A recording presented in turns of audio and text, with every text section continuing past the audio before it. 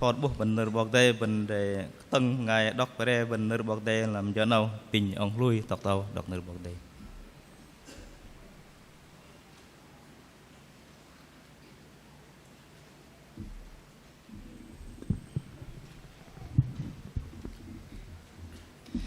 Cho nó bình bình cái bọc đây bình bay hay tai làm la Philip chal bar đọc trong mình trút từ dịch môn la Philip chal bar trong mình trút từ dịch môn.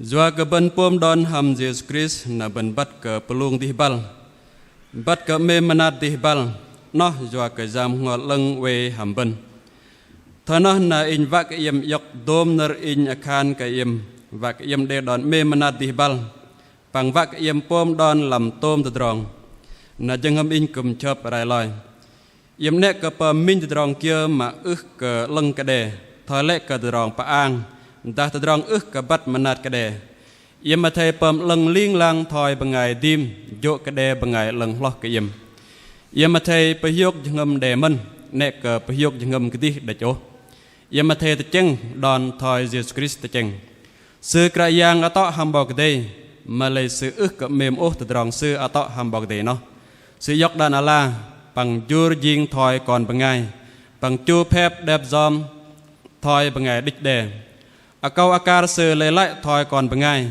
bằng sự dọc đàn ala chua bọc đề liên lang trút tờ sự lột mà lột pa mát lòng bậc lang tầm doa cơ thoi nó bơi nào bọc đề pok atok sư pom ti đàng nghề sư ti lóc cơ đi đằng mà đi đăng lu về ta kapal plenty mà về ta teh ao mà lu về ta la teh sung đi đăng go stop kul tang ke kuk sư đi đăng bengai go kenal ke sư krayang na kon bengai ang ke ba sư bo ke đây. Xin chúng ta cùng hiểu ý với tôi trong sự cầu nguyện. Lạy Chúa là Đức Chúa Trời của chúng con. Trước khi đứa non chưa được sinh ra, mọi vật và tất cả nhân loại của chúng con chưa tồn tại, thì Đức Chúa Trời là đấng trước hết và sau cùng. Ngài là Đức Chúa Trời đã dựng nên toàn cõi vũ trụ bao la này. Ngài đã dựng nên chúng con theo ảnh tượng của Ngài. Cảm ơn Chúa vì tình yêu lớn lao mà Chúa đã dành cho chúng con. Ngài đã cứu vớt chúng con ra khỏi tội lỗi của chúng con và khiến cho chúng con trở nên những con người thuộc riêng về Ngài và được nhận sự sống đời đời của Chúa. Sáng hôm nay chúng con thật vui mừng cảm tạ ơn Chúa. Chúa cho Hội Thánh Pleiadiol đã hiệp lại tại nơi đây để chúng con cùng thờ phượng Đức Chúa Trời hàng sống của chúng con. Thì giờ này chúng con sẽ có lời Chúa. Xin Chúa mở mắt, mở lòng chúng con. Xin ban cho chúng con có sự thông sáng, sự hiểu biết từ chính Thánh Linh của Ngài hướng dẫn chúng con, để chúng con nhận lấy lời của Chúa cho chính bản thân của chúng con, và chúng con được nuôi mình bằng chính lời sự sống của Ngài, được tăng trưởng, được lớn lên và trở nên những công cụ hữu ích trong nhà của Chúa. Nguyện Chúa ban ơn cho chúng con hết thảy mỗi anh chị em của chúng con tại đây. Chúng con hiệp ý và cầu nguyện nhân danh Đức Chúa Giêsu Christ. Amen. Kính mời Hội Thánh chúng ta đồng an tọa.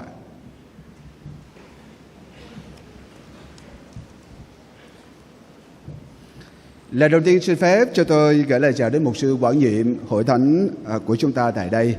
Xin gửi lời chào đến hết thảy quý tê Chúa là các phụ tá của chi hội Pleiadiol, các ban chấp sự trị sự của chi hội, cũng như là toàn thể quý tê Chúa, mục sư nhiệm chức truyền đạo và truyền đạo tình nguyện của khu vực chúng ta ở đây. Xin gửi lời chào hết thảy con cái của Chúa tại chi hội Pleiadiol. Sáng hôm nay thật vui mừng khi chúng ta ngồi lại tại đây, chúng ta cùng thờ phượng Chúa, tôn vinh Ngài. Chúng ta cũng được học hỏi lời của Chúa để nhắc nhở mỗi tôi con Chúa, để chúng ta sống một cuộc đời thật ý nghĩa khi chúng ta còn sống ở trên đất này. Hôm nay thì tôi thật vui mừng vì có cơ hội được đến đây để thờ phượng Chúa với quý ông bà anh chị em ở đây. Và trong lễ một, tôi cũng có chia sẻ với Hội Thánh của chúng ta là Hội Thánh của Đức Chúa Trời. Đó là những điều mà chúng ta cần phải học biết ở trong cuộc đời theo Chúa của chúng ta. Hội Thánh của Chúa là gì? Ai là đấng sẽ thiết lập Hội Thánh của Ngài? Đặc tính của Hội Thánh của Chúa đã gồm có những điều nào? Và sứ mệnh cho Hội Thánh của Chúa là gì? Đó là những điều mà chúng tôi đã cùng nhau học hỏi ở trong lễ một vừa qua. Và thì giờ này chúng ta sẽ cùng nhau trong sự thờ phượng Chúa và học hỏi lời Chúa với nhau ở trong thư Philip đoạn 2 câu 1 tới câu 11. Câu gốc của chúng ta được chép ở trong Philip đoạn 2 câu số 5. Hãy có đồng một tâm tình như Đấng Christ đã có. Đó là lời được chép ở trong Philip đoạn 2 câu số 5. Cảm ơn Chúa, trong sáng hôm nay thì chúng ta có chương trình cũng được công bố. Tôi thấy Chúa là mục sư nhiệm chức Hoàng Lân. Mục sư nhiệm chức Hoàng Lân trước đây thì đã hầu việc Chúa trong nhiệm kỳ trước ở trong một chi hội khác. Và hôm nay Ban trị sự Tông Liên hội thay đổi nhiệm sở cho tôi thấy Chúa, điều động tôi thấy Chúa sẽ về phụ tá quản nhiệm cho chi hội Pleibetul, và tôi sẽ thay mặt cho Ban trị sự Tổng liên sẽ đến đây để công bố giáo vụ lệnh cho tôi thấy Chúa. Và trước tiên thì chúng ta cùng nhau thờ phượng Chúa với nhau trong khi chúng ta học lời Chúa sáng hôm nay. Một điều cũng rất làm tiếc, khi tôi không phải là người Việt, tôi không phải là người Kinh, tôi là người Chrai. Lẽ ra thì phải nói tiếng Chrai, nhưng mà vì ngôn ngữ không thể nào giúp cho anh em của hội thánh tiếng Pana có thể nghe được. Dầu rằng có thể là nghe, nhưng mà chúng ta sẽ rất là khó trong cái việc hiểu hết những điều tôi muốn chia sẻ. Và tôi thì cũng có một sự hạn chế nhất định. Tôi không thể nào nói tiếng Pana được. Dầu rằng có một vài từ ngữ thì tôi có thể nói và chào thăm, nhưng mà để giảng một bài giảng trước hội thánh thì điều này thì quá khó đối với tôi. Thì xin cho phép tôi sẽ sử dụng ngôn ngữ tiếng Việt, có thể đó là ngôn ngữ phổ thông mà anh chị em của chúng ta dầu sắc tộc nào để có thể nghe được. Và ước ao rằng ngôn ngữ tiếng Kinh nó cũng sẽ kết nối chúng ta lại với nhau và giúp đỡ cho chúng ta để có thể chúng ta thờ phượng Chúa và học Kinh Thánh mà không có sự trở ngại nào. Ước mong rằng anh chị em, ông bà anh chị em ở trong hội thánh chúng ta cũng sẽ thông hiểu cho tôi, vì dầu rất muốn lắm nhưng mà không thể nào nói bằng tiếng Pana ở trong sự thờ phượng của chúng ta sáng nay. Nguyện Chúa ban phước hết thảy cho ông bà anh chị em ở trong sự thờ phượng của chúng ta sáng hôm nay. Kính thưa quý hội thánh Philip đó là một hội thánh rất là tốt. Hội thánh Philip là một hội thánh nổi tiếng vì nhiều điều. Khi mà nhìn vào trong hội thánh này, người ta thấy rằng có rất nhiều điều để cho ông sứ đồ Phaolô sẽ tuyên dương điều đó, vui mừng vì điều đó. Vì trong hội thánh Philip thì đó là một tinh thần rất nhiệt thành, yêu mến Chúa, sống sống trong sự thờ phượng. Ở trong hội thánh này có rất nhiều điều đem lại sự gây dựng cũng như là sự khích lệ cho đời sống những con cái Chúa ở các xung quanh. Người ta có thể nhìn vào để người ta học biết và noi theo. Đó là tinh thần rất đáng quý. Nhưng mà dẫu vậy, ở bên trong hội thánh Philip nó không hoàn toàn như những điều mà người ta có thể nhìn thấy ở bề ngoài. Một tổ chức có đầy đủ, có người chăm lo, có nhân sự, có tín đồ, có cơ sở. Về bề ngoài mọi sự rất là tốt. Nhưng ở phía trong hội thánh này thì vẫn còn có những điều nào đó bất trắc, có những điều nào đó vẫn còn có cần phải giải quyết. Và đặc biệt được nhắc đến ở tại đây đó là hai người phụ nữ ở trong tinh thần Cơ Đốc, họ đã bị giảm sút rồi. Bà Evody và Syntyche được tôi thấy Chúa nhắc đến ở trong đoạn 4 câu số 2. Đó là một tình trạng đang diễn ra và ở trong hội thánh này. Mất đi sự hiệp nhất, mất đi sự liên kết, mất đi sự hòa hợp và gây cho hội thánh bắt đầu có những dấu hiệu của sự rạn nứt về mối quan hệ anh chị em ở trong hội thánh. Và quý vị có biết không, điều mà có thể lăn lỏi, điều mà có thể gây chia rẽ trong hội thánh của chúng ta đó là một tinh thần bất hiệp nhất. Khi mà chúng ta không còn hiệp nhất, khi mà chúng ta bắt đầu có những tư tưởng, có những cách sống mà chỉ biết quan tâm cho mình, thì điều đó sẽ khiến cho hội thánh của chúng ta bắt đầu có những dấu hiệu suy tàn. Chúa đã dạy cho chúng ta bài học này để cho anh chị em của chúng ta tại hội thánh Pleibetul ở đây cũng được nhắc nhở, cũng được khích lệ khi chúng ta bước đi và thờ phượng Chúa mỗi một ngày. Hội thánh Pleibetul là một hội thánh rất đặc biệt đối với tôi. Hội thánh này có lượng tín đồ rất là đông, phải không ạ? Và tôi được đi rất nhiều nơi ở trong tỉnh nhà của chúng ta. Dường như là không có một hội thánh nào mà có nhóm 2 lễ mà đông nghẹt tín đồ như thế này. Không có. Gia Lai của chúng ta duy chỉ có một hội thánh Pleibetul là có 2 lễ mà lễ nào cũng đông người tham dự. Đó là một điều rất tốt. Cơ sở của chúng ta, Chúa ban nó là một trong những cơ sở rộng nhất ở tỉnh của chúng ta. Và đây giống như là một trung tâm của người con cái Chúa giữa vòng người Pana vậy. Và không chỉ là người Pana, nhưng mà các hội thánh chung quanh, đặc biệt là các sắc tộc chung quanh của chúng ta cũng mượn nơi này để mà chúng ta tổ chức các sự kiện lớn của tỉnh. Đó là điều mà chúng ta nhận thấy. Và chúng ta cũng học biết rằng là tại hội thánh Pleibetul của chúng ta cũng có rất nhiều điều Chúa ban phước, từ cơ sở vật chất tới tinh thần con cái Chúa ở nơi đây. Cảm ơn Chúa khi chúng ta nhìn lại, được nghe những bài tổng kết, được nghe những lời làm chứng của Kitô tới Chúa, có những sự phát triển về con số, và có những sự phát triển về chiều sâu, về tinh thần yêu mến Chúa, và đặc biệt thể hiện rõ ở trong sự tinh thần của quý vị dâng hiến cho Chúa. Đó là một điều rất đáng mừng khi nhìn điều đó. Nhưng ở đâu đó chúng ta vẫn nghe có một điều nào đó không tốt, có một điều nào đó mà cần phải chấn chỉnh lại. Có những dấu hiệu mà khiến cho hội thánh của chúng ta bắt đầu có những nan đề xảy ra giữa con cái Chúa, giữa các thế hệ trẻ, giữa những đời sống con dân Chúa mà chưa thật sự là những con người bước đi một cách hoàn toàn với điều mà Chúa mong muốn. Kính thưa quý hội thánh, lời của Chúa nhắc ở trong chúng ta trong Phi-rơ nhất đoạn 2 câu 21 rằng: anh em đã được kêu gọi đến sự đó, vì Đấng Christ cũng đã chịu khổ cho anh em, để lại cho anh em một gương, hầu cho anh em noi dấu chân Ngài. Chúa của chúng ta là con của Đức Chúa Trời. Ngài đã xuống thế làm người. Ngài cũng đã để lại cho tôi và quý vị một gương, hầu cho chúng ta noi theo gương của Chúa Giêsu mà chúng ta có thể sống và một cuộc đời thật là ý nghĩa, cuộc đời thật kết quả và đem lại vinh hiển cho danh của Đức Chúa Trời của chúng ta. Và trong Cô-rinh-tô nhất đoạn 11 câu 1, tôi tới Chúa là Phaolô có dạy cho chúng ta điều này: hãy bắt chước tôi cũng như chính mình tôi đã bắt chước Đấng Christ vậy. Hãy bắt chước tôi cũng như chính mình tôi đã bắt chước Đấng Christ vậy. Phaolô là một tôi tới Chúa tiên phong trong vấn đề học noi gương theo Chúa. Ông đã khẳng định rằng là tôi đã bắt chước Chúa, tôi đã sống theo Chúa, và hôm nay quý vị hãy nhìn theo tôi và bắt chước tôi điều đó.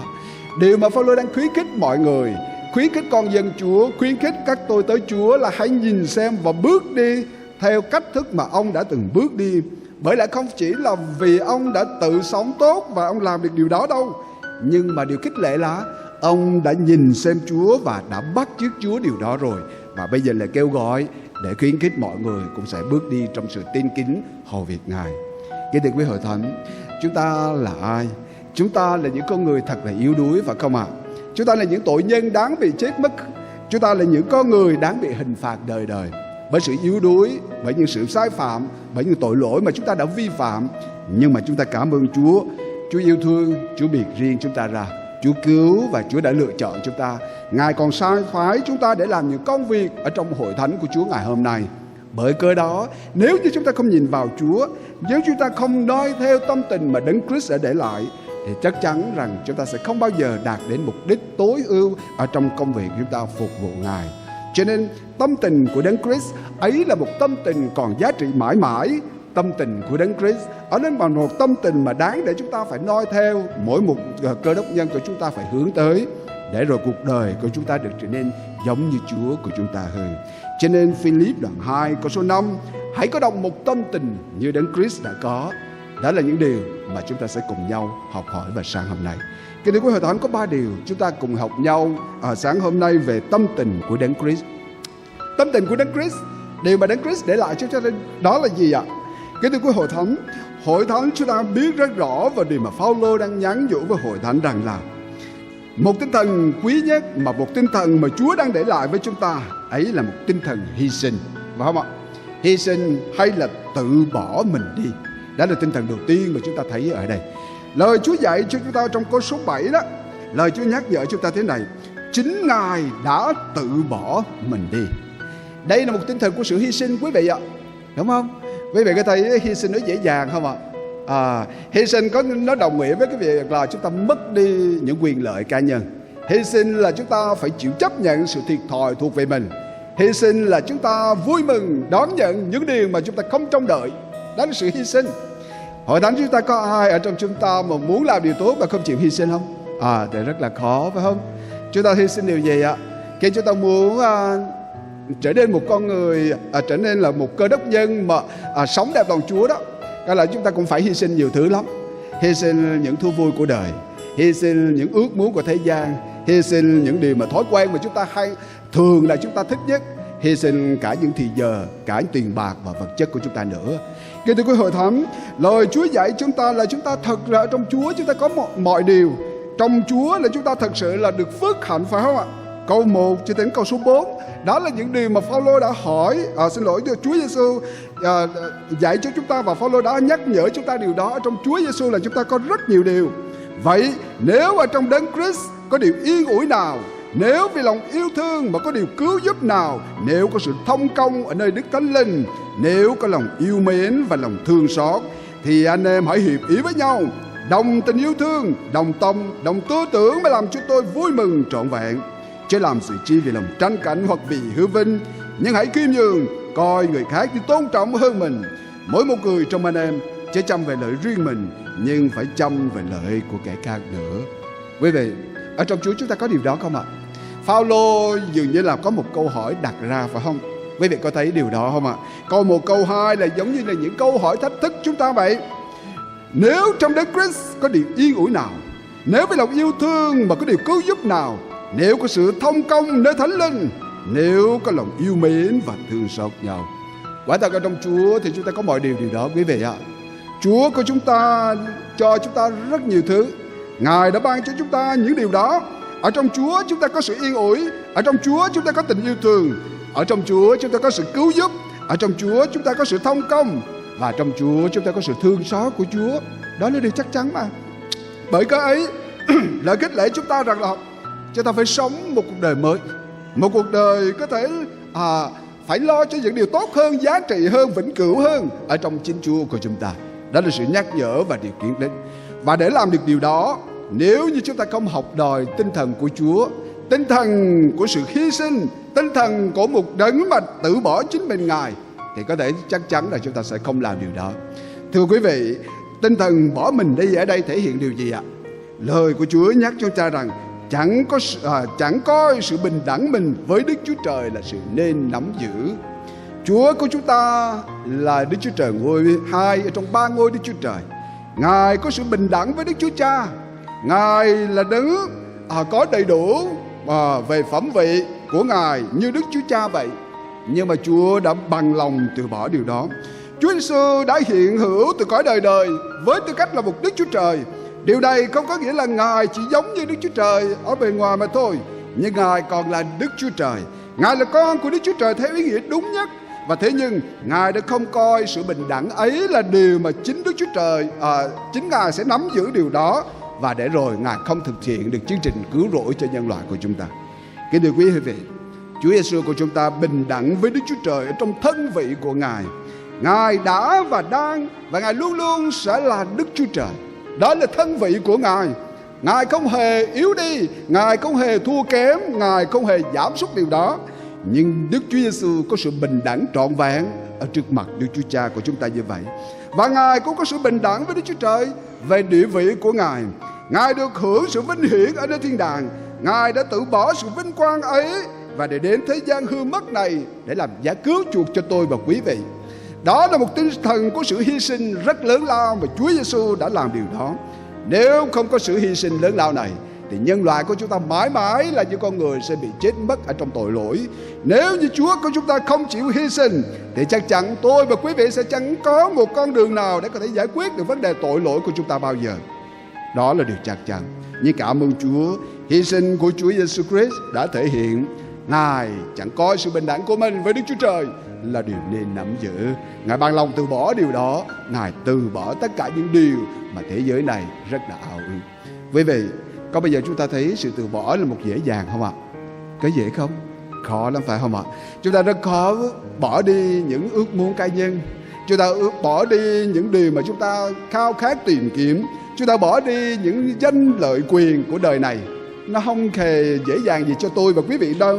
Nhưng mà chắc chắn muốn đi theo Chúa, chúng ta cũng học cách để mà chúng ta có thể tự bỏ đi. Bỏ đi những cá tính mà nó không có hợp với một đời sống mới ở trong Chúa.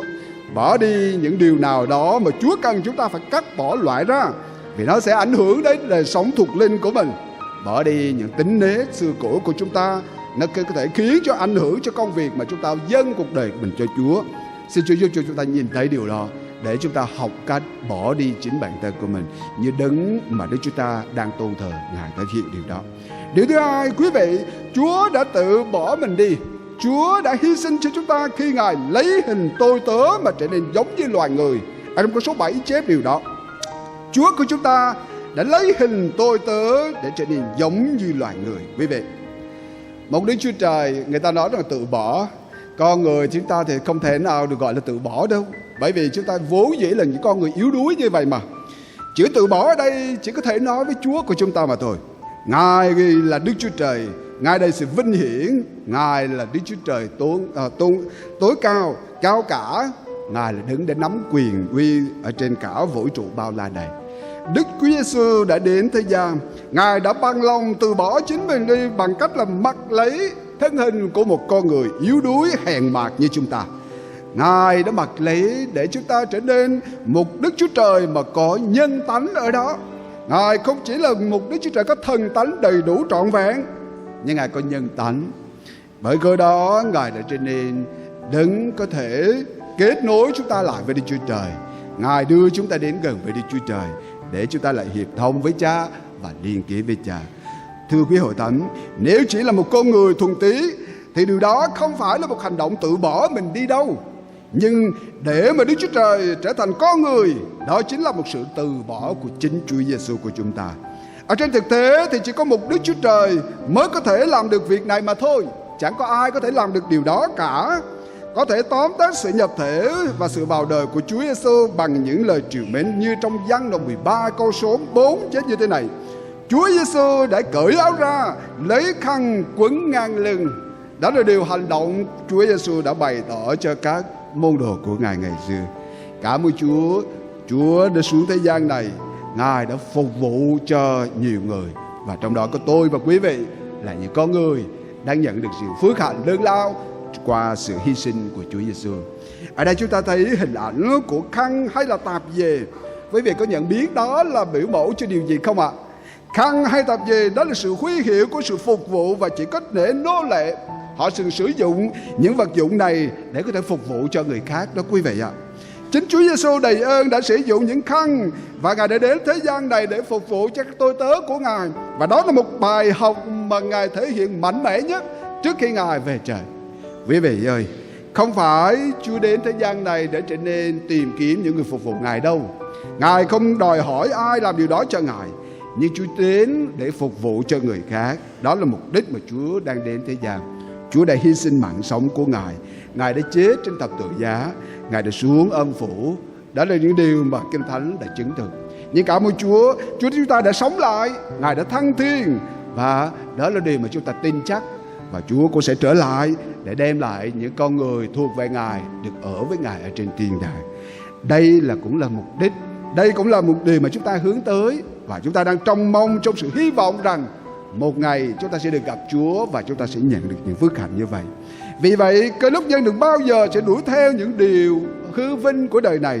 Cơ đốc nhân không được học đòi những thế gian này, bởi điều đó sẽ làm chúng ta mất đi những điều phước hạnh thật sự khi chúng ta bước đi theo Chúa. Nhưng hãy nhìn xem Chúa và học đòi theo Đấng Christ của chúng ta, để chúng ta mỗi một ngày trở nên những con người giống Chúa của chúng ta hơn. Thưa quý vị, lời của Chúa nhắc cho chúng ta rằng là vì tham vọng ích kỷ và sự tự cao tự đại đó, nó sẽ hủy diệt đời sống của một cơ đốc nhân mà thôi. Phaolô đã nhắc nhở với hội thánh rằng đừng làm sự chi, chớ làm sự chi vì lòng tranh cãi hoặc vì hư vinh, nhưng hãy lấy khiêm nhường, coi người khác như tôn trọng hơn mình.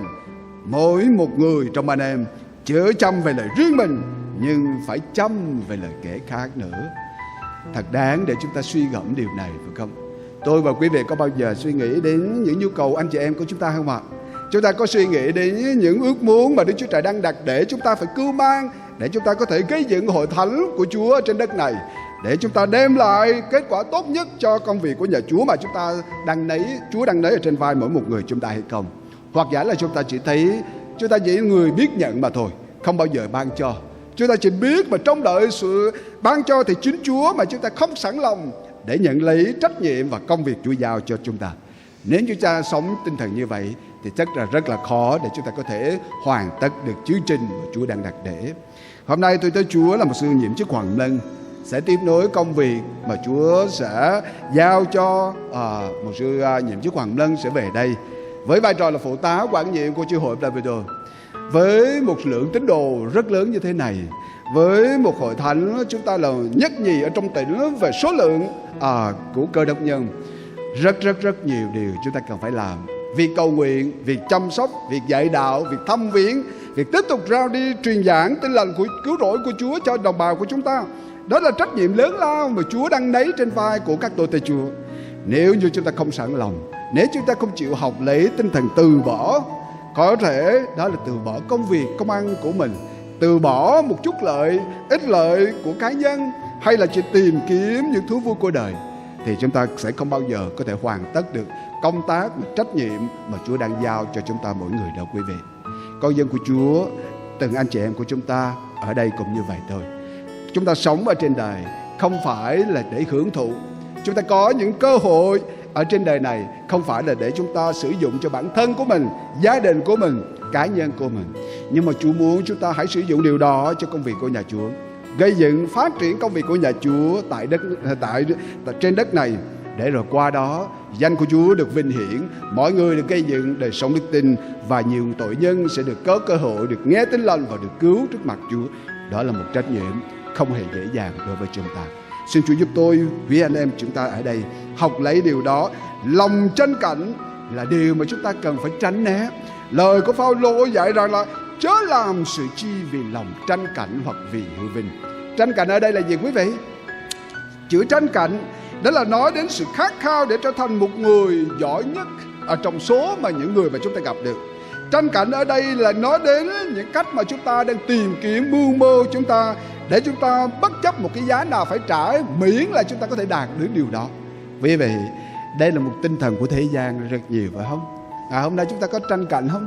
Tranh cạnh địa vị, tranh cạnh những điều tốt đẹp của thế gian này, tranh cạnh những điều hiu vinh tạm bợ của thế gian này, để rồi qua đó chúng ta sẽ cảm thấy là phước hạnh, nhưng mà nó chỉ là tạm thời, nhưng nó chỉ là chúc phúc trong một thời gian ngắn, để rồi chúng ta chẳng có một điều nào còn vướng mắc, còn phải ban lại sự phước hạnh thật sự ở trong mỗi cuộc đời của cơ đốc nhân chúng ta. Hãy nhớ rằng là cơ đốc nhân của chúng ta cẩn trọng về điều đó, đừng bao giờ tìm kiếm những hư vinh của đời. Hư vinh của đời là gì ạ? Hư vinh ở đây nó còn có một cái nghĩa, đó là không phải là những sự chớp nhoáng, những sự hào nhoáng, những sự đẹp đẽ, vinh quang của thế gian này đâu. Nó còn có nghĩa đó là nói đến sự kiêu ngạo, sự phô trương của loài người của chúng ta, của những người ở thế gian này nữa. Chúng ta thường chúng ta làm bất cứ điều gì là muốn thể hiện tôi là số 1, tôi là giỏi nhất, tôi là người đầu tiên, tôi là người phải năng nổ nhất. Và điều đó khiến cho nhiều người phải trầm trồ, nhiều người phải khen ngợi, nhiều người phải ước ao đến vị trí của tôi. Đừng bao giờ sống kiểu đó, phải không ạ? Còn dân của Chúa chúng ta không được kêu gọi làm điều đó. Sự hư vinh nói đến sự kiêu ngạo của một người, nói lên tinh thần phô trương của chúng ta ở trên đời này. Chúa không muốn điều đó. Lời Chúa dạy chúng ta, quý vị còn nhớ không ạ? Kiêu ngạo đi trước, bại hoại thì theo sau, quý vị. Chúng ta không có điều nào tốt cho những người kiêu ngạo đâu. Tinh thần kiêu ngạo nó sẽ phá hoại chức vụ. Tinh thần kiêu ngạo nó sẽ làm hư đi đời sống tinh kính của cơ đốc nhân. Tinh thần kiêu ngạo cần phải được loại bỏ ra ngay từ bây giờ ở trong mỗi cuộc đời của chúng ta, để rồi chúng ta thật sự là những con người khiêm nhu ở trước mặt Chúa, sống một đời sống tin kính Chúa một cách hết lòng. Điều này là điều mà Chúa muốn dạy tôi. Thật nguy hiểm nếu chúng ta vẫn nuôi dưỡng nó, nếu chúng ta vẫn để nó có một ngóc ngách nào đó ở trong góc cạnh của cuộc đời của chúng ta. Xin Chúa chỉ cho, bày tỏ, hướng dẫn chúng ta để chúng ta sớm loại nó ra, như là một căn bệnh có thể nguy hiểm cho đời sống và chức vụ của một người hầu việc Chúa. Xin Chúa giúp tôi, giúp anh em của chúng ta cùng cẩn trọng với điều đó. Điều thứ hai, chúng ta học nhau với nhau tại đây, ấy là tinh thần tâm tình của Đấng Christ còn thể hiện cho chúng ta điều thứ hai, ấy là tự hạ mình xuống. Đây cũng là một tâm tình mà Chúa dạy cho chúng ta ở đây, quý vị.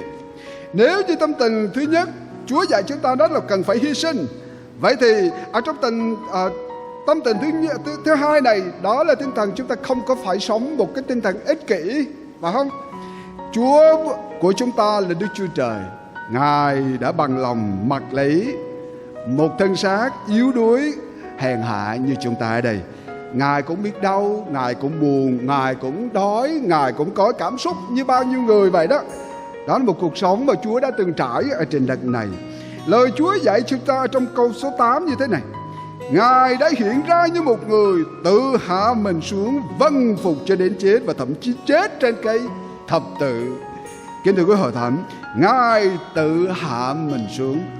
Có ai bắt buộc Ngài làm điều đó đâu, phải không ạ?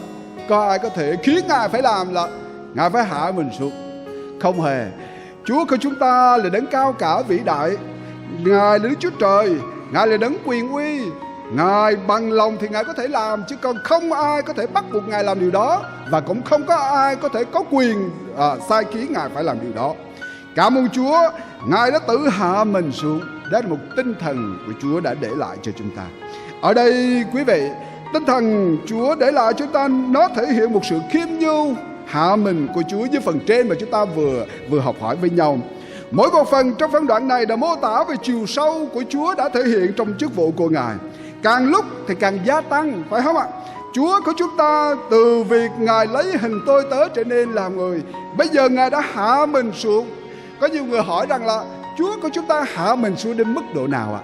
Mức nào là mức mà Chúa đã hạ mình xuống? Kính thưa quý hội thánh, nhiều người, nhiều tới tới Chúa đã đều công nhận rằng không còn mức nào thấp nhất trong cái mức mà Chúa có thể hạ mình. Bởi vì Ngài đã hạ mình một cách hoàn toàn trọn vẹn, thấp nhất ở trong cái mức mà mọi người chúng ta không thể nào đạt được. Kính thưa quý hội thánh, Ngài không chỉ là sẵn sàng lìa bỏ vinh quang ở trên thiên đàng của Ngài, Ngài đã tự bỏ mình đi. Ngài đã mang lấy một tấm hình, đó là một người tôi tớ. Ngài đã trở nên một con người, và giờ đây chúng ta đã thấy Ngài tự hạ mình xuống. Ngài đã cứu chúng ta, Ngài đã bằng lòng điều đó, thưa quý hội thánh. Vâng, Chúa của chúng ta đã hạ mình thấp nhất. Vậy thì chúng ta có muốn trở nên giống như Chúa của chúng ta không ạ? Chúng ta có bằng lòng trở nên những con người hèn hạ để danh Chúa được vinh hiển? Chúng ta có bằng lòng trở nên một đầy tớ mà chẳng có điều gì ở trong chúng ta đáng được ngợi khen cả, để danh của Chúa của chúng ta được nổi ra, được bày tỏ ra cho mọi người? Chúng ta có bằng lòng trở nên những con dân của Chúa, thực khiêm nhu hạ mình như gương của Chúa, để công việc của Chúa cứ mỗi ngày càng được tăng trưởng và phát triển, và nhiều người sẽ thấy được sự tốt đẹp qua cuộc đời của chúng ta yêu mến Chúa, vâng phục Chúa, sự hạ mình của chúng ta như vậy. Kính thưa quý hội thánh, tâm tình hạ mình ở đây nó còn nhắc cho chúng ta là Ngài đã thể hiện qua việc là Ngài không tìm sự vinh hiển cho cá nhân của mình, phải không ạ? Khi nào chúng ta muốn tìm sự vinh hiển cho cá nhân thì không thể nào chúng ta có thể hạ mình được đâu quý vị. Sự vinh hiển, sự tốt đẹp cho bản thân của mình thì luôn luôn là đặt để của mình trên hết. Tìm mọi điều chúng ta có thể nhắc đến điều đó, miễn là chúng ta có thể đạt được cái mục đích mà chúng ta mong muốn đó. Chúa của chúng ta đã hạ mình. Ngài khiêm nhường, như trong câu số 3 có dạy chúng ta điều đó. Sự khiêm nhường ở trong đây á, nó còn cái nghĩa trong chữ Hy Lạp, nó mang một cái nghĩa khác. Khi mà chúng ta tự hạ mình xuống, chúng ta bày tỏ sự khiêm nhu, chúng ta nhìn nhận, chúng ta hạ mình đi những điều mà chúng ta có thể nổi trội, không nhìn, không đánh giá, không đặt chúng ta tầm quan trọng cho bản thân và chức vụ của mình. Thì ở trong tiếng Hy Lạp nó còn có nghĩa đó là một cái tấm chùi chân, tấm thảm mà người ta thường trải ở trong phía trước cái nhà của mình. Đây là một cái tấm thảm. Quý vị có thấy thảm nó có quan trọng không ạ? Đôi khi người ta nói rằng là thảm nó chẳng quan trọng gì cả, phải không? Bởi vì cái công tác của thảm đó nó chỉ có với một mục đích, đó là giúp cho gia chủ giữ được cái nhà trong sự trong sạch, phải không ạ? Quý vị có bao giờ mua thảm về để trải ở phía trước nhà của mình không? Đặc biệt là mùa mưa chúng ta rất cần, phải không? Dẫu có thể là chúng ta không mua ở ngoài chợ, nhưng mà chúng ta cũng tìm một cái khăn, một tấm vẽ hoặc là cái gì đó mà chúng ta có thể sử dụng để nó phía trước. Mục đích của nó chùi chân, chùi giày, chùi những điều mà nó dơ bẩn trước khi chúng ta bước vô vào nhà. Quý vị có thấy có những tấm thảm nó sẽ giúp ích như vậy. Dầu rằng nó không có đáng giá hoặc là nó không có đắt tiền, nhưng mà nó rất là quan trọng. Nó giúp cho gia chủ luôn luôn giữ được sự sạch sẽ bên trong, làm cho nhiều người khách người ta vui mừng khi thấy ở trong nhà của chúng ta luôn luôn có một sự sạch sẽ, giữ gìn sự không bị dơ bẩn ở trong đó. Quý vị có thấy vô nhà chúng ta mà có những dấu chân nó đặt để dơ bẩn ở trong nhà thì quý vị có vui không ạ? Có hài lòng không ạ? Chắc chắn là không thể nào, phải không? Nếu như chúng ta thấy là sẵn sàng đi tìm kiếm lau, dẻ lau để chúng ta có thể lau, hoặc là cây chổi, cây lau nhà để chúng ta chùi nó mau đi và làm cho sạch nhà, vì chúng ta muốn căn nhà của chúng ta mãi mãi là nó có sự sạch sẽ nhất định. Cho nên Chúa dạy chúng ta cũng như vậy. Tinh thần khiêm nhường ở đây đó là bằng lòng trở nên những người thấp hèn nhất. Tinh thần khiêm nhường ở đây là coi bản thân của mình sẽ có một giá trị nào đó, để rồi qua đó Chúa sử dụng chúng ta. Ngày hôm nay các tôi tới Chúa, khi chúng ta đặt chúng ta cao quá, chúng ta nghĩ rằng là tôi là người giỏi nhất, tôi là người số 1, tôi là người mà không được ngồi ở trong vị trí này mà phải đặt trong một vị trí khác mới chịu. Vì vậy đó là một tinh thần không phải là khiêm nhường nữa. Lúc ấy chúng ta là ai chứ không phải là khiêm nhường. Lúc đấy chúng ta không còn là tinh thần của một tôi tớ nữa, mà có thể là tinh thần của một ông chủ hoặc là gì đó, phải không ạ? Đó là điều sẽ làm cho chúng ta không có được tốt và không có trọn vẹn ở trong chức vụ của mình. Quý vị có quan sát có những con tàu ở trong ngoài khơi đó. Quý vị đi biển bao giờ chưa ạ? Quý vị sẽ nhìn thấy có những con tàu rất là lớn, phải không? Con tàu có thể là tàu du lịch, tàu chở hàng, tàu gì đó. Người ta có thể nhìn thấy. Chúng ta đứng trên bờ biển, chúng ta quan sát thì chỉ thấy cái phần trên, phần nổi của nó thôi. Tàu đó đẹp, tàu đó xấu, tàu đó rộng, tàu đó nhỏ như thế nào đó, chúng ta sẽ nhìn thấy từ mặt biển trở lên mà thôi. Có những con tàu đó nhìn vào cái hình dáng mà thể hiện cái phần lỗ phía trên đó, thì chúng ta rất là thấy nguy nga, thấy tráng lệ, thấy nó đẹp đẽ và được khen ngợi rất nhiều, phải không? Nhưng mà quý vị, cái phần trên nó vẫn tốt. Nó tốt bởi vì nó có thể thu hút tốt để có thể là tạo cái khoảng không gian cho những vị khách người ta tới đó tham quan, hoặc là người ta vui thỏa trong những cái giờ mà người ta đi từ nơi này qua nơi kia bằng con đường biển. Nhưng mà quý vị có thấy phần quan trọng nhất của con tàu là gì không ạ? Đó là phần nổi chìm ở phía dưới mà không ai biết nó là gì thế nào.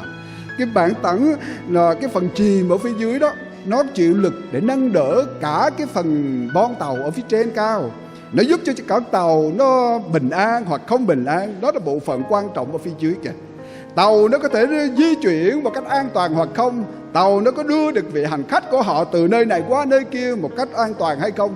Đó là về phần phía dưới. Nếu nó có một vấn đề, nếu nó có bị hư hỏng, nếu nó có một lượng nước mà có thể là tràn vào, thì cả con tàu ở phía trên nó có nguy nga, nó có đẹp đẽ, nó có đông người, vị khách ngồi trên, thì bao nhiêu đó cũng sẽ gây cho ảnh hưởng và thiệt hại rất là lớn.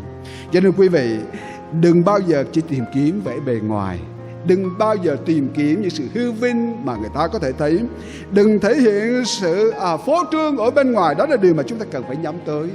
Nhưng mà hãy thể hiện con người ở bên trong của chúng ta, sự khiêm nhu hạ mình của chúng ta, tìm kiếm những điều tốt lõi ở bên trong của con người của chúng ta ở trong Đấng Christ, để rồi Chúa sẽ biến đổi chúng ta từng ngày, từng hồi, từng lúc trở nên những con cái nó đẹp lòng Chúa, hữu ích cho công việc của nhà Chúa và kết quả cho công việc của nhà Chúa ở trên đất này.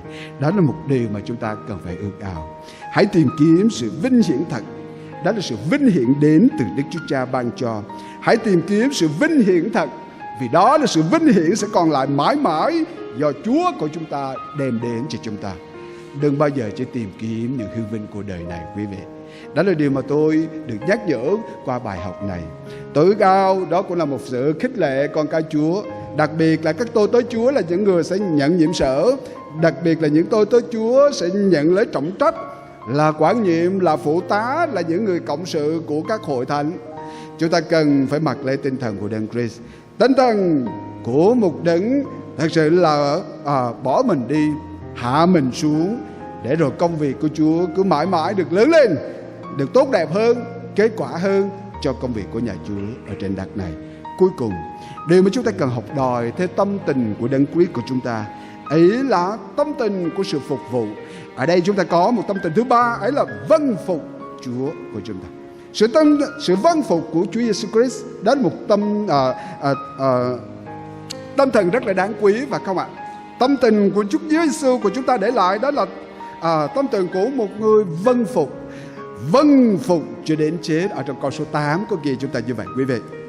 Hôm nay đây là một tinh thần mà ai nấy chúng ta đều cần cả, phải không? Quý vị có thấy nguy hại của việc không vâng phục là gì không ạ? Tại sao thế giới này trở nên mất đi sự tốt đẹp? Tại sao nhân loại của chúng ta phải đối diện với sự chết?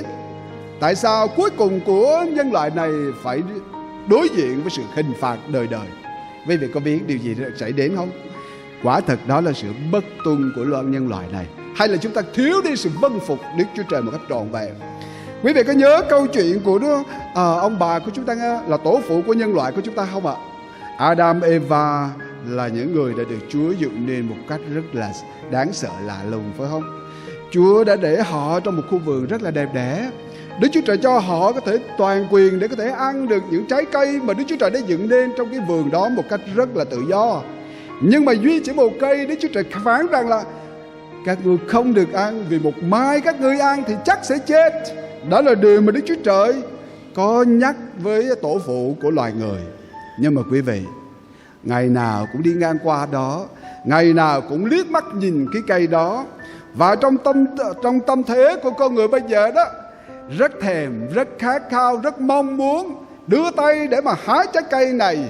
Và do đó, đó là cơ hội, đó là điều mà khiến cho Satan đã đến và đã đưa ra một cái lời khuyên cũng như là sự cám dỗ mà đã đem lại hậu quả lớn lao cho cả nhân loại này. Quý vị, bởi sự bất tuân, nếu như ông bà của chúng ta ngày xưa là những người thật sự lắng nghe tiếng của Chúa, vâng phục lời của Đức Chúa Trời và hoàn toàn sống và thuận theo ý muốn của Chúa, thì có lẽ loài người của chúng ta sẽ không bao giờ phải đối diện với sự chết. Chết cả tâm linh, chết và thuộc thể, và còn chết đời đời ở trước mặt Đức Chúa Trời của chúng ta. Nhưng mà điều đó thật là đáng tiếc. Ngày hôm nay chúng ta không hề nói điều đó nữa, nhưng mà nói với bản thân của mình đi. Hiện tại chúng ta như thế nào ạ? Chúng ta học biết lời Chúa rất nhiều, phải không? Sáng hôm nay thì tôi thấy hội thánh của chúng ta chúng ta có đọc bài Tín điều các sứ đồ. Chúng ta cũng đọc 10 điều răn làm mạng lệnh của Đức Chúa Trời đã truyền dạy cho con dân của Chúa từ thời Cựu Ước cho tới thời Tân Ước ngày hôm nay, phải không? Có lẽ rất nhiều người ta thuộc điều đó. Con dân của Chúa chắc chắn là chúng ta thuộc lòng điều đó. Không cần nhìn sách, không cần nhìn lên bảng máy chiếu, chúng ta vẫn có thể đọc được, bởi vì ai nấy chúng ta đều thuộc điều đó. Nhưng mà thử hỏi, có bao nhiêu người hoàn toàn trọn vẹn và không vi phạm 10 điều răn của Chúa không ạ? Trong 10 điều răn ấy có bao nhiêu trong các điều răn mà chúng ta đã thực hiện rồi, hoặc giả là chúng ta chưa từng thực hiện bất kỳ một điều răn nào ở trong điều răn đó. Thưa quý hội thánh, nếu như chúng ta thật sự là muốn con người trở nên những con người thuộc riêng về Chúa, là những đầy tớ, là trở nên những công cụ hữu ích trong công nhà Chúa, là những con dân của Chúa đem đến sự đẹp lòng Chúa của chúng ta trong mọi phương diện, thì chắc chắn hãy học lấy một tinh thần vâng phục như chính Chúa của chúng ta đã vâng phục Cha. Tại sao chúng ta cần phải vâng phục Cha? Kính thưa hội thánh, vâng phục Đức Chúa Trời của chúng ta, đó là đỉnh cao của tinh thần của một sự hy sinh của Ngài. Cảm ơn Chúa, Chúa cho chúng ta thấy có một tâm tình đáng quý mà Chúa dạy tôi và phía anh em của chúng ta ở đây. Sự chết của Chúa Giêsu trên thập tự giá, đó là đỉnh cao của sự vâng phục, phải không ạ? Quý vị vâng phục Chúa đến mức nào? Quý vị vâng phục Chúa đến cỡ nào? Nó có mang đến cái tinh thần trọn vẹn như Chúa của chúng ta đã thể hiện chưa ạ? Đỉnh cao của sự vâng phục, đó là sự chết của Chúa trên thập tự giá. Lời Chúa dạy cho chúng ta rằng là Ngài đã hiện ra như một người tự hạ mình xuống, vâng phục cho đến chết, thậm chí chết trên cây thập tự. Ôi, Chúa của chúng ta là con của Đức Chúa Trời, là đấng vinh hiển, là Đức Chúa Trời đời đời. Thế nhưng Ngài đã đến thế gian này, Ngài đã bằng lòng hạ mình xuống, Ngài đã chấp nhận sự chết. Hơn thế nữa, Ngài còn chết trên cây thập tự nữa, quý vị ạ. Quý vị có thấy sự chết của chúng ta đó, nó mang đến chúng ta như thế nào? Quý vị có thấy chúng ta thường buồn, chúng ta thường sợ hãi đối với sự chết, phải không ạ? Chết vì đau đớn, chết vì bệnh tật, chết vì tai nạn, chết vì lý do này, vì lý do kia. Chúng ta thấy rất nhiều. Nó cũng đã một phần làm cho chúng ta sợ hãi, run sợ về điều đó rồi. Nhưng mà chết của Chúa của chúng ta, đó là một sự hình phạt của người La Mã. Người La Mã họ thường dùng cái hình thức, đó là đóng đinh của người này ở trên, khi mà họ vi phạm luật của người La Mã. Họ là kẻ thù của người La Mã. Họ sẽ dùng cái cách thức này để mà đối đãi với kẻ thù của họ, khiến họ phải đau đớn từ từ cho đến khi họ chết ở trên cây thập tự. Và người ta nói rằng đây là một hình thức mà dã man nhất, đây là một hình thức mà chịu chết mà nó đau khổ nhất. Bởi vì nó không chết ngay lập tức, nó không chết một sớm một chiều, nhưng mà nó sẽ chết bởi sự trọng lượng cơ thể của chúng ta, nó đè, nó ghì chúng ta từng lúc một như vậy. Sau khi bị đánh roi vọt, sau khi máu chúng ta bị rỉ ra, sau khi chúng ta bị sỉ nhục cả về thân thể lẫn tinh thần của chúng ta, người ta đã khiến cho chúng ta có đủ mọi sự đau đớn một cách rất là kinh khiếp như vậy. Và trọng lượng cơ thể lúc ấy nó sẽ ghi, nó sẽ tạo một cái trọng lượng nhất định kéo cả cơ thể chúng ta xuống, và nó sẽ khiến cho người chết ở trong sự thập tự đó một cách đau đớn vô cùng. Ôi Chúa của chúng ta là ai mà Ngài đã chịu chết như vậy quý vị? Ngài đã chịu chết bởi vì Ngài đã vâng phục Cha. Ngài đã chịu chết vì đó là con đường duy nhất để có thể cứu tội nhân qua khỏi hình phạt cuối cùng. Ngài đã chịu chết để rồi nhân loại của chúng ta có một đường sống, để chúng ta có một sự giải quyết về phương cách tội lỗi của chúng ta. Cho nên cảm ơn Chúa vì điều đó. Cho nên người ta nói rằng đỉnh cao của sự chết của Chúa Giêsu đó là tinh thần của một sự vâng phục trọn vẹn. Điều này thật là phi thường ở trước mắt của chúng ta. Ngài đã vâng lời và thậm chí phải trả giá cho sự vâng lời của mình bằng chính mạng sống của Ngài. Vâng lời cho đến chết, và đó là sự vâng lời mà Ngài thể hiện qua sự cuối cùng tốt lành của Ngài ở trên chức vụ để trở nên cứu Chúa của nhân loại. Thậm chí Chúa của chúng ta đã chết một cách đau đớn, vì đó là cách chết đầy khổ sở, đầy đau đớn ở trên thập tự giá của chúng ta. Chúa đã chết bằng cách đóng đinh ở trên thập tự giá. Một hình thức nhục nhã, một hình thức đau đớn, một hình thức dành cho những tội nhân đáng phải chết khi họ là kẻ thù của dân La Mã. Nhưng mà bây giờ sự chết ấy đã dành cho cứu Chúa của chúng ta là Chúa Giêsu. Chúa Giêsu đã không mặc cả với Đức Chúa Trời. Quý vị có nhớ mặc cả là gì không ạ? Cái mặc cả là vì chúng ta trả giá đó. Quý vị có bao giờ đi mua đồ ăn không? Chúng ta mua một món nào đó, khi người mà bán hàng đó, ví dụ là người ta kêu là cả 100.000, ôi chúng ta sẽ tôi là người mua, tôi sẽ nói tôi sẽ mặc cả giá đó. Ôi anh ơi, chị ơi, sao mà đắt quá vậy? 70 được không? 80 được không? 90 là cuối cùng. Đó là sự mặc cả của chúng ta, phải không ạ? Để mà chúng ta có thể mua được cái món hàng mà chúng ta định mua. Nhưng mà Chúa Giêsu của chúng ta đã bằng lòng để trở nên cứu Chúa của nhân loại. Ngài không hề mặc cả sự chết của Ngài. Thay vì Chúa chết thì Chúa có bao giờ nói với Đức Chúa Trời: Cha ơi, xin Ngài cho con có một giải pháp nào đó, phương cách nào đó để con vẫn có thể là người chịu chết thay cho tội nhân, nhưng mà cho con lựa chọn cách chết nào nó nhẹ nhàng hơn. Chết bằng cách người ta tự tử, chết bằng cách cho uống thuốc độc, chết bằng cách là đưa một ngọn súng mà người ta bắn cho chúng ta một phát, hoặc là chết cách nào đó nó nhẹ nhàng. Ngày hôm nay trên thế giới của chúng ta có rất nhiều, phải không? Người ta cũng có cách tử hình, các tử tội ở Việt Nam hoặc là bất kỳ một quốc gia nào đó, nhưng mà nó không phải là hình thức. Người ta sử dụng cho hình thức là treo ở trên thập tự giá một cách từ từ chết như vậy nữa. Nhưng Chúa của chúng ta đã làm điều đó quý vị. Chúa đến thế gian, Ngài đã chịu đóng đinh, Ngài đã chịu hy sinh, và Ngài đã chịu tất cả những nỗi đau đớn sỉ nhục lớn lao đó để tôi và quý vị sẽ được cứu rỗi. Cảm ơn Chúa về sự vâng phục của Chúa. Đó là một sự vâng phục hoàn toàn, đó là một sự vâng phục trọn vẹn, và không có chỗ nào để có thể chê trách sự vâng phục của Đức Chúa Cha đối với mình. Thưa cái hội thánh, bởi cớ đó chúng ta thấy rằng ở trong chức vụ của Chúa Giêsu, chúng ta được nghe những lời chứng của Đức Chúa Cha về chức vụ của Chúa Giêsu của chúng ta rất nhiều, phải không? Đây là con yêu dấu của ta, đẹp lòng ta mọi đàn. Đức Chúa Cha biết điều đó. Chúa Giêsu sẽ vâng phục một cách trọn vẹn, bởi vì Chúa đến thế gian đó là cũng để thể hiện sự hy sinh của Ngài, và Ngài đã chấp nhận làm điều đó, không ai ép buộc Ngài. Ngài đã tự ý, tự nguyện làm điều đó một cách vui lòng để đưa bao nhiêu tội nhân về với Đức Chúa Cha. Ngày hôm nay xin Chúa cho tôi và quý anh em của chúng ta học lấy điều đó. Tôi và quý anh em của chúng ta là những con người từ tội nhân, là những người đáng phải chết mất, là những người đáng phải chịu hình phạt, là những người đáng để chúng ta phải mãi mãi xa cách Đức Chúa Trời. Nhưng mà trong Chúa cứu thế Giêsu Christ, chúng ta đã có một sự an ủi, chúng ta đã nhận được tình yêu thương, chúng ta đã được cứu giúp, và chúng ta được thông công nơi Thánh Linh, và hiện giờ chúng ta được yêu mến và có lòng thương xót của Đức Chúa Trời đầy dẫy ở trong cuộc đời của chúng ta.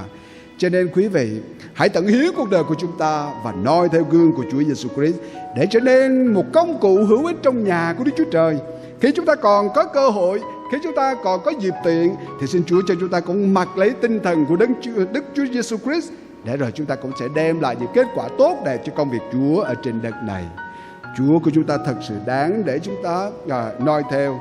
Và bởi cớ đó lời của Chúa dạy rằng là Chúa của chúng ta thật vinh hiển, Ngài đã nhận được những phước hạnh lớn lao và Đức Chúa Cha đã ban cho Ngài. Lời Chúa dạy cũng vì đó nên Đức Chúa Trời đã đem Ngài lên rất cao. Ngài đã ban cho Ngài danh trên hết mọi danh, hầu cho nghe đến danh của Đức Chúa Giêsu, mọi đầu gối ở trên trời dưới đất bên dưới đất thảy đều quỳ xuống, và mọi lưỡi thảy đều xưng Giêsu Christ là Chúa, mà tôn vinh Đức Chúa Trời là Đức Chúa Cha. Cảm ơn Chúa. Kết quả của công tác sự hy sinh của Chúa với tinh tình mà Chúa Giêsu đã để lại cho chúng ta sáng hôm nay được học, đó là điều mà Đức Chúa Cha vui lòng. Đức Chúa Cha thật sự vui lòng vì điều đó, chấp nhận phương cách mà Chúa Giêsu đã làm. Ngài đã dường như là ban thưởng cho công khó của Chúa Giêsu. Ngài đã giúp cho Chúa Giêsu chúng ta trở nên một cái danh cao hơn cả tất cả mọi danh ở trên đất này. Đến nỗi khi nghe đến danh của Đức Chúa Giêsu, mọi đầu gối ở trên trời, ở dưới đất, ở bên dưới đất thảy đều quỳ xuống, và mọi lưỡi thảy đều xưng Giêsu Christ là Chúa, mà tôn vinh Đức Chúa Trời là Đức Chúa Cha. Kính thưa quý hội thánh, chúng ta cũng bước ao qua cuộc đời nhỏ bé của mình. Qua từng cuộc đời này, Chúa cho chúng ta có thể làm điều gì đó cho Đức Chúa Trời của chúng ta, để Đức Chúa Trời vui lòng khi nhìn vào cuộc đời. Chúa sẽ mỉm cười khi nhìn thấy được sự hy sinh, sự tận hiến và sự lòng yêu mến Chúa của chúng ta với công việc của nhà Chúa trên đất. Và Chúa của chúng ta sẽ ban thưởng cho chúng ta những điều mà chúng ta đang trông mong và đợi chờ ở trong danh của Chúa. Một mai chúng ta gặp Chúa khi Ngài tái lập sau đây. Hôm nay kính thưa quý hội thánh, lời Chúa kêu gọi rằng hãy có đồng một tâm tình như Đấng Christ đã có.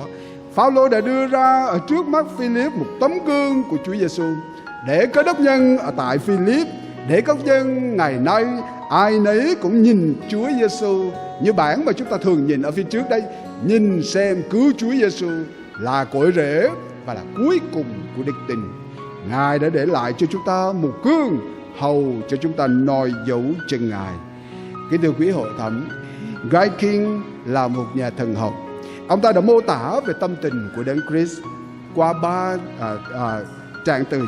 ba tính cách như sau. Thứ nhất, khi nói về nhìn Chúa Giêsu, tôi tin chắc rằng Đức Chúa Giêsu đó là một người, đó là một Đức Chúa Trời đầy tâm tình của một người không hề có sự ích kỷ trong Ngài. Khi nhìn vào Chúa Giêsu, mọi người sẽ nhìn thấy rằng đó là một tâm tình của sự hy sinh cao cả, vĩ đại nhất của nhân loại. Và khi nhìn vào Chúa Giêsu, người ta sẽ học biết được tâm tình của sự phục vụ, một sự phục vụ hoàn toàn tốt đẹp và không có một chỗ nào đáng phải chê trách.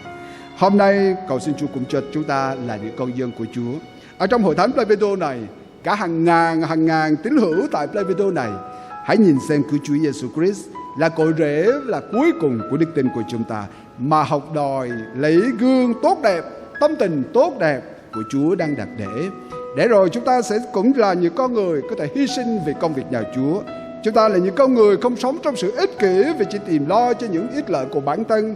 Và đặc biệt, chúng ta cũng sẵn sàng mặc lấy một tinh thần của một người phục vụ để có thể phục vụ Chúa giữa vòng anh em của chúng ta, phục vụ Chúa trong hội thánh này, phục vụ Chúa qua những cách thức mà chúng ta có thể làm được, để qua đó công việc của nhà Chúa có mỗi ngày được lớn lên.